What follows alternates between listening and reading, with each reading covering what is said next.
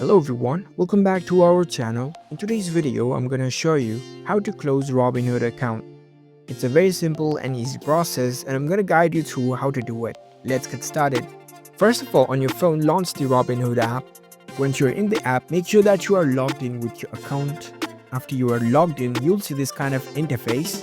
If you want to close your Robinhood account, then you need to deactivate your account.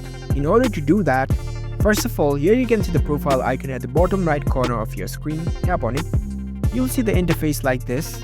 Over here, you can see the three lines icon at the top left corner. Tap on it. It'll open up the menu page. Here you can see the settings option. Tap on it. In the settings page, you can see the account details and options section. For now, I recently created my account and my account is not verified yet. So it is not showing me all the options that it should be shown. If you have the verified account logged in, over here in the account details and options section, you'll see the option of account information. You can tap on it, and in the account information page, if you scroll to the bottom, you can see the option to deactivate your account. So you can simply tap on it and it will prompt you with the option if you really want to close your account. It will give you different options. If you want to sell all the shares and close all positions, if you want to close your debit card, and another option to bring your account balance to zero.